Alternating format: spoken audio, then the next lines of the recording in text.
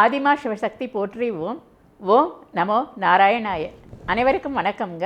உங்கள் அனைவரையும் இந்த 194வது பதிவு நோன் ஸ்டோரி அன்னோன் ஃபேக்ட்ஸ், தெரிந்த கதை தெரியாத விவரம், ஸ்ரீகிருஷ்ணர் தனது சமாதிக்கு தேர்ந்தெடுத்த இடம் இதுதான் என்னும் சிறப்பு பதிவில் சந்திப்பதில் மிக்க மகிழ்வடைகிறேன். நான் சித்தர் கீதா, மதுரையில் இருக்கிறேன். நான் 15 ஆண்டுகளாக அம்மன் ஆதிமா சக்தி மற்றும் ஆதிசிவன் மூலமாக சைக்கிக் ரேக்கி எனப்படும் உயரக ரேக்கி சிகிச்சையை செய்து வருகிறேன். செய்வது அனைத்தும் அம்மன் தான். சித்தர் என்று கூறப்படுவதும் அவர்கள்தான். நான் அவர்களின் கருவியாவேன். எவ்வாறு செய்து வருகிறேன் என்பதை அறிமுக விளக்கம் என்ற குறு வீடியோ மற்றும் ஆரம்பகால பதிவுகளில் நீங்கள் பார்த்து தெரிந்து கொள்ளலாம். குமுதம் பக்தி மற்றும் ஆன்மீகம் இதழ்களில் குணப்படுத்திய வியாதிகள் மற்றும் சைக்கிக் ரேக்கி பற்றிய விவரங்கள் விளம்பரங்களில் தொடர்ந்து வந்து கொண்டுள்ளன. இப்போது நாம் பதிவுக்குள் செல்வோம். பகவான் ஸ்ரீகிருஷ்ணர் கீதோபதேசத்துடன் மக்களுக்கு அளித்த ஞான உபதேசத்தை முடித்து கொள்ளவில்லை. அவர் தனது பூத உடலை விடுத்து மேல் உலகம் செல்லும் வரை படிப்பினையாக மக்களுக்கு பல பாடங்களை புகட்டி வந்து உள்ளார்.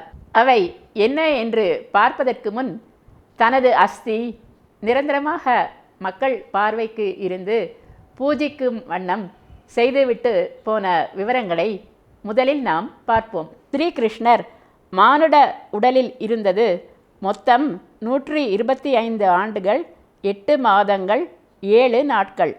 மகாபாரத யுத்த முடிவில் துரியோதனனின் இறுதிச் சடங்கை நிறைவேற்றும் போது தனது மகனது இறந்த உடலை மடியில் போட்டுக்கொண்டு திருதராஷ்டிரனின் மனைவி காந்தாரி பிறவிக் குருடனான தன் கணவனுக்கு பார்க்க இயலாத இந்த உலகத்தை நானும் பார்க்க மாட்டேன் என்று கண்களை துணியால் கட்டிக்கொண்டே வாழ்ந்தவர் கதறி அழுது மனம் வெதும்பினார்கள்.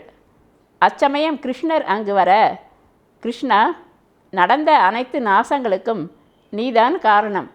எவ்வாறு எனது வம்சத்தில் உள்ள 100 புத்திரர்களையும் நீ கூண்டோடு அழித்தாயோ, அதேபோல் உனது யாதவ குலம் முழுவதும் உன்னுடன் சேர்ந்து அழிந்து போக நான் சபிக்கிறேன் என்று சீற்றத்துடன் கூறினார்கள்.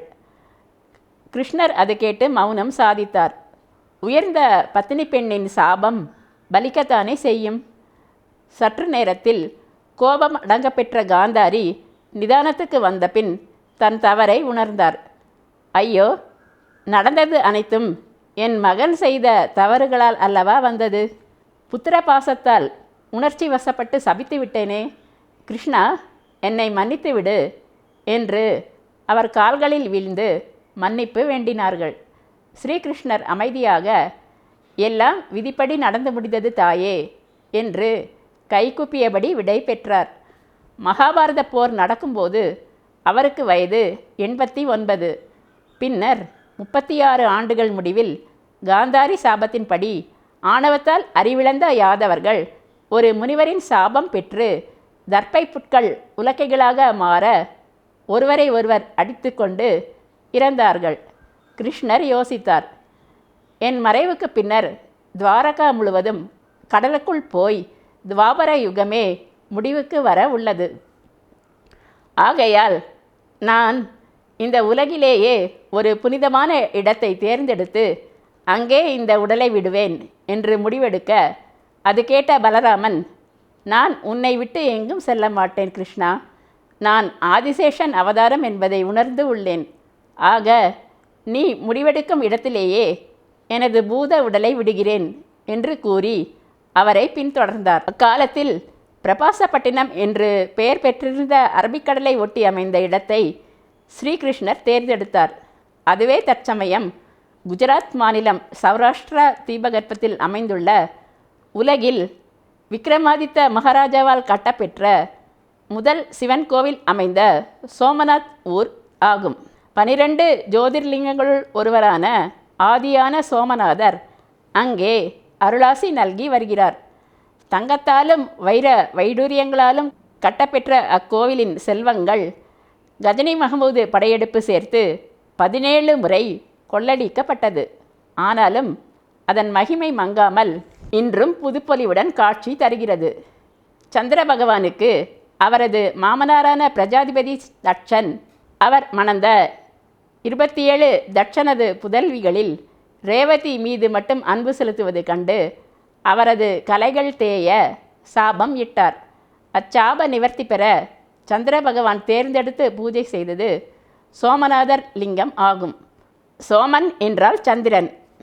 அத்துடன் திரிவேணி சங்கமம் ஆக ஹிரண், சரஸ்வதி, கபிலா என்ற 3 புனித நதிகள் அரபிக்கடலுள் சங்கமிக்கும் இடமும் இதுவே ஆகும். ஹிரண் நதி மிக புனிதமான நர்மதா நதியின் கிளை நதி ஆகும். நர்மதா நதி பெருமையை பதிவு 171 முருகர் ஜீவனாடி வீரசிவாஜியின் முற்பிறப்பு என்ற பதிவில் நீங்கள் கண்டு மகிழலாம். அந்த திரிவேணி சங்கமத்துள் லட்சக்கணக்கான லிங்கங்கள் புதைந்துள்ளதாக ஐதீகம். இந்த பானகங்கா இடத்தில் கடலுக்குள் இருக்கும் 2 லிங்கங்களை நாம் தரிசிக்கலாம். இங்கு சோமநாதரை வழிபட்ட ஸ்ரீகிருஷ்ணர் அப்போது கோவிலானது கட்டப்படவில்லை. வழிபட்ட பின்னர் அருகிலிருந்த ஒரு அடர்ந்த காட்டுக்குள் தனியே சென்றார். இப்போது அவர் பூவுலகை விட்டு மறையும் சமயம் வந்து விட்டது. ஆக தனது இடது காலை வலது காலின் மேல் போட்டு அரைசயன கோலத்தில் ஒரு மரத்தடியில் படுத்து ஜராவின் வரவுக்காக காத்து இருந்தார். ஜரா என்ற வேடன் வேறு யாரும் அல்லன். முற்பிறவியில் வாலியாக சுக்ரீவனின் அண்ணனாக கிஷ்கிந்தாவில் அரசாண்டு ஒளிந்திருந்த ராமர் இட்ட பானத்தால் மாண்டு போனவனே இப்பிறவியில் வேடனாக பிறந்து வளர்ந்து வந்தான். அவன் காட்டில் வேட்டையாட வந்தபோது ஸ்ரீகிருஷ்ணரின் பாதம் மறைந்திருந்த புள்ளிமானின் முகமாக தென்பட குறி தவறாது விஷபானத்தை எய்தான். வலியால் வேதனையால் துடிதுடித்த ஸ்ரீகிருஷ்ணர் மயக்கம் உற்றார். அருகே வந்து பார்த்த ஜரா, ஐயோ, இது என்ன கொடுமை, பகவான் ஸ்ரீகிருஷ்ணர் அல்லவா இது, என்ன காரியம் செய்துவிட்டேன் என்று பதைபதித்தபடி அழுது புலம்பினான். கண்விழித்த ஸ்ரீகிருஷ்ணர், ஜரா, நீ வருந்த வேண்டாம். எவ்வாறு திரேதாயுகத்தில் வாலியான உன்னை ராம அவதாரம் எடுத்த நான் மறைந்திருந்து கொன்றேனோ அதேபோல் நீ என்னை அம்பால் கொன்று இருக்கிறாய். முற்பிறவியில் நான் செய்த வினை சரியே என்றாலும் அது வலியால் துடிதுடித்த ஒருவனின் சாபம் பெற காரணம் ஆயிற்று. முற்பகல் செய்யின் பிற்பகல் விளையும் என்பதை மக்கள் உணர வேண்டும். கடவுளே ஆனாலும் இந்த கர்ம பூமியான உலகத்திலிருந்து செல்லும் முன் தப்ப இயலாது என்று கூறினார். அந்த இடமே தற்சமயம் பால்கா தீர்த் என்று அழைக்கப்படுகிறது. சோமநாதர் ஆலயத்திலிருந்து 4 கிலோமீட்டர் தொலைவில் உள்ள இடத்தில் கோவில் கட்டப்பட்டுள்ளது. உள்ளே ஸ்ரீகிருஷ்ணர் இடது காலில் தைத்த அம்புடனும் அருகே ஜரா பதறியபடி மண்டியிட்டு இருப்பதையும் சிலைகளாக காணலாம். அருகே பெரிய தீர்த்தமும் உள்ளது. சோமநாதர் ஆலயம் வரும் பக்தர்கள் அனைவரும் தவறாது இந்த கோவிலையும் தரிசனம் செய்கிறார்கள். இதுவே ஸ்ரீகிருஷ்ணர் இறந்த இடம் என்றும் நினைத்து அத்துடன் திரும்பியும் விடுகிறார்கள்.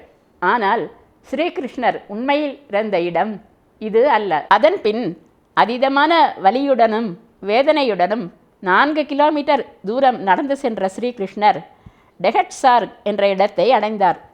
அதுவே ஸ்ரீ கோலாக் தாம் மந்திர் என்று இந்தியில் எழுதப்பெற்றுள்ள இடம் ஆகும். அதன் பொருளாவது பசுக்கள் கூட்டத்தை மேய்ப்பவனான ஸ்ரீகிருஷ்ணர் உறையும் இடம் என்பது ஆகும். பசுக்கள் என்பது ஜீவன்களான ஆத்மாக்களே. அதன் தலைவனான பரம்பொருள் விஷ்ணு பகவான் மேலே சென்ற இடம். நீஜ்தாம் ஸ்ரீகிருஷ்ணா நீஜ்தாம் பிரஸ்தான் தீர்த். கோலக்தாம் தீர்த்தத்தில் ஸ்ரீகிருஷ்ணர் சைத்ரா மாதம் 18 பிப்ரவரி ஆங்கில ஆண்டு கிமு 3102ஆம் ஆண்டு 2 மணி 27 நிமிடம் 30 வினாடிகளில் இங்கு இறந்தார் என்பது அங்கு துல்லியமாக எழுதப்பட்டுள்ளது. அங்கு கிருஷ்ணர் உயிர் நீத்த இடம் யாரும் செல்ல இயலா வண்ணம் கீழே அழகிய படுக்கை விரிப்புகளால் அலங்கரிக்கப்பட்டு காட்சி தருகிறது. ஸ்ரீ கீதா மந்திர் என்ற கீதை உபதேசத்தை குறிக்கும் ஸ்ரீ கிருஷ்ணர் கோவிலும் அங்கு உள்ளது. ஸ்ரீகிருஷ்ணர் உயிர் நீத்ததும் பலராமரும் அருகிலுள்ள ஒரு குகைக்குள் கீழிறங்கி நிஷ்டையில் உயிர் விட்டு வானுலகு சென்றார். அந்த குகைக்குள் ஆதிசேஷனின் 5 தலை சிற்பம், பலராமர் திருப்பாதம், முழு முதற் கடவுளான பிள்ளையார் மற்றும் திரிசூலத்துடன் கூடிய லிங்கம் ஆகியவை உள்ளன. ஸ்ரீகிருஷ்ணர் உயிர்நீத்த செய்தி கேட்டு ஓடோடி வந்த அவரது ஆருயிர் சீடனும் ஆப்த நண்பனுமான அர்ஜுனன் அவரது திருப்பாதங்களை தொட்டு வணங்கி ஈமக்கடன்களை முறைப்படி செய்தான். அவரது அஸ்தியை ஹிரண் நதிக்கரை தீர்த்தத்தின் அருகே தேர்ந்தெடுத்த ஒரு இடத்தில் வைத்து சமாதி கட்டி அஞ்சலி செலுத்தினான். ஸ்ரீகிருஷ்ணனின் திருப்பாதங்களை செதுக்கி அந்த சிறிய கதவு பொருந்திய நினைவு மண்டபத்தில் அனைவர் பார்வைக்கும் படும் வண்ணம் உயரத்தில் வைத்து உள்ளார்கள். அதில் சிலர் புனித நீர் எடுத்து அபிஷேகம் செய்வதை நீங்கள் காண்கிறீர்கள். பின்னாளில் பஞ்சபாண்டவர்களும் திரௌபதியுடன் இங்கு வந்து அருகில் உள்ள குகையில் தங்கி இறைவனுக்கு அஞ்சலி செலுத்தினார்கள். அவர்கள் சிற்பங்களையும் குகையின் உட்புறத்தையும் காணுங்கள். இங்கு நான் 7 ஆண்டுகளுக்கு முன் சென்றபோது இந்த சமாதி உள்ள விவரம் இறையருளால் எனக்கு கிட்டியது. அங்கே எடுத்த படங்களுடன் ஹிரண் நதிக்கரையில் எடுத்த என் படத்தையும் சேர்த்து காணுங்கள். எனக்குள்ள வருத்தம் என்னவென்றால், சாதாரணமாக வாழ்ந்து மறையும் அரசியல்வாதிகள், சினிமா நடிகர்களுக்கு சமாதி கட்டி அஞ்சலி ஆண்டாண்டுக்கும் செலுத்தும் மக்களும் அரசாங்கமும் மாபெரும் அவதார புருஷரான ஸ்ரீகிருஷ்ணர் சமாதிக்கு கொடுக்கும் முக்கியத்துவம் இவ்வளவுதானா என்பதுதான். ஸ்ரீகிருஷ்ணர் ஜெயந்தி மட்டும் கொண்டாடினால் போதாது. அவரது நினைவு நாள் இத்தனை துல்லியமாக கணிக்கப்பட்டு இருக்கும்போது அன்றும் அவருக்கு மரியாதை செலுத்துதல் முக்கியமான ஒன்று அல்லவா? பகவத்கீதையை தந்த அந்த மகா புருஷனுக்கு துவாரகாவிலிருந்து 240 கிலோமீட்டர் தொலைவில் தனது மறைவுக்கென்று தேர்ந்தெடுத்த சோமநாத்தில் நல்லதொரு அங்கீகாரம் தரும் வண்ணம் இவ்விடமானது பிரபலமாக்கப்பட வேண்டும். அதற்கு அந்த பரம்பொருள் மகாவிஷ்ணுவின் அனுக்கிரகத்தை வேண்டி இப்பதிவை நான் நிறைவு செய்கிறேன். சப்ஸ்கிரைப் செய்யாதவர்கள் அவசியம் செய்யுமாறு கேட்டுக்கொள்கிறேன். மேலும் கேஸ் விஷயமாக என்னை சந்திக்க விரும்புபவர்கள் கீழே வரும் தொலைபேசி எண் 0452420819 என்ற தொலைபேசி எண்ணில் தொடர்பு கொள்ளுமாறு கேட்டுக்கொள்கிறேன். லைக்கும் போட்டு உற்சாகப்படுத்தலாம். கமெண்ட்ஸிலும் தங்கள் கருத்தினை தெரிவிக்கலாம். இதுவரை பொறுமையாக பார்த்த உங்கள் அனைவருக்கும் எனது மனமார்ந்த நன்றிகள். வணக்கம்.